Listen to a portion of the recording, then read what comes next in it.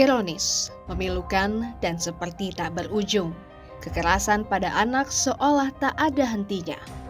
Di balik senyum polos anak-anak, tersembunyi kisah kelam yang bahkan tak mampu kita bayangkan. Salah satu kisah tragis datang dari Pasar Kebayoran Lama, Jakarta Selatan.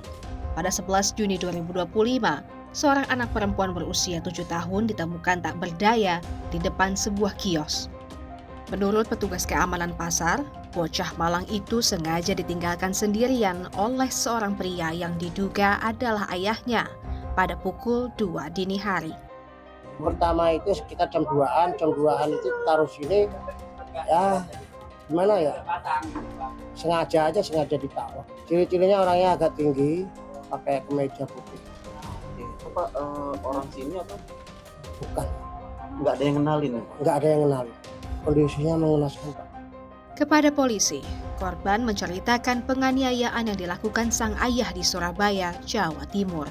Anak tersebut ini baru tiba di Jakarta, jadi yang bersangkutan menyampaikan bahwa dia dan ayahnya ini dari Pasar Turi hari Senin naik kereta, kemudian sampai kurang lebih kemarin. Kemudian karena dia tidak tahu tempat di Jakarta, intinya dia dibawa ke situ, tidur, ya ditemukanlah oleh security sekitar pasar itu bahwa dia sudah tergeletak dalam keadaan lemah. Keadaannya sangat memprihatinkan, jadi memang anak ini sepertinya memang kekurangan gizi karena memang tubuhnya yang sangat kecil. Sampai saat ini kita masih melakukan upaya sih untuk pencarian ayah dari anak tersebut. Tak hanya penelantaran, kekerasan pada anak berujung kematian kembali mengguncang tanah air. Di Singkawang, Kalimantan Barat, jasad seorang balita laki-laki ditemukan warga di teras sebuah masjid. Mirisnya, anak berusia 1 tahun 11 bulan itu sebelumnya dilaporkan hilang sejak Selasa 10 Juni 2025. Penyebab kematian dan waktu kematian belum bisa ditentukan dan harus dilakukan otopsi. Namun atas pertimbangan ataupun dari pihak keluarga menyatakan untuk dilakukan penolakan. Kami dari Satreskrim Polres Singkawang tetap melakukan rangkaian penyelidikan. Kami juga berharap kepada masyarakat bukan berarti tidak dilakukannya otopsi perkara ini kami hentikan. Tidak, perkara ini tetap kita lakukan serangkaian penyelidikan. Rentetan kekejaman ini semakin memilukan. Di sebuah perkebunan terpencil di Kabupaten Pesisir Barat Lampung, warga menemukan pemandangan yang merobek hati pada Selasa 14 Mei 2025. Dua bocah kakak beradik berusia 8 dan 4 tahun tergeletak tak bernyawa. Mereka ditemukan dalam kondisi berpelukan. Diketahui sebelum ditemukan meninggal, korban sempat berpamitan kepada orang tua untuk bermain. Namun hingga sore hari, mereka tak kunjung pulang dan akhirnya ditemukan dalam kondisi meninggal dunia.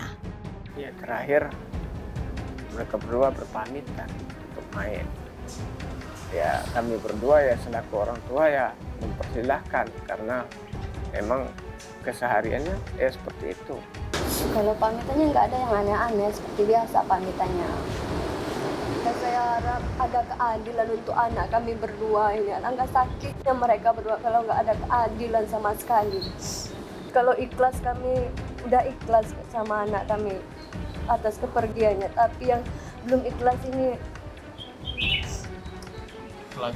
pelakunya belum juga ketangkep. Kriminolog Hanifah Hasna menyebut pembunuhan kakak beradik yang ditemukan berpelukan di hutan memiliki motif instrumental. Membicarakan tentang motif itu hanya ada dua. Yang pertama adalah instrumental, yang kedua adalah material. Instrumental itu segala sesuatu yang berhubungan dengan perasaan, dengan psikologis, kemarahan, kebencian, dendam, dan lain-lain. Cinta bahkan ya. Kalau material pasti terkait dengan harta benda. Kalau kita melihat saat ini tidak ada benda atau harta yang diambil oleh pelaku, tetapi dia berusaha menyakiti, berarti ini indikasinya adalah motif instrumental. Hingga kini, polisi terus mencari pelaku sekaligus membongkar motif kasus ini. Menanggapi situasi genting ini, Wakil Menteri Pemberdayaan Perempuan dan Perlindungan Anak Veronica Tan menegaskan komitmennya untuk saling berkolaborasi agar pelaku kekerasan anak menerima hukuman maksimal. Eksekusi hukum maksimal kepada kekerasan itu harus dilakukan, apalagi pembunuhan. Bagaimana kita mendorong itu menjadi kolaborasi. Tapi bagian kami adalah kita mendampingi psikolog, kita mendorong hukum maksimal kepada pelaku. Kenapa kita berjuang harus ada direktorat khusus? Ya karena ujungnya adalah korban perempuan dan anak. Kalau kita lihat dari perspektif ini, ya menurut saya ini adalah zona merah. Mirisnya adalah kita menghadapi memang darurat. Ini sebenarnya yang diteriakan selama ini fenomena gunung es. Jadi bukan kita mendapatkan sesuatu yang baru, tapi ya memang faktanya seperti itu. Kita darurat kekerasan. Kekerasan terhadap anak merupakan masalah sosial yang serius di Indonesia. Data dari Kementerian Pemberdayaan Perempuan dan Perlindungan Anak menunjukkan gambaran yang mengkhawatirkan.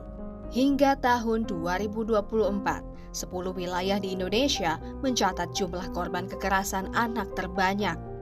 Mirisnya, Jawa Barat menempati posisi teratas dengan 1.261 anak menjadi korban.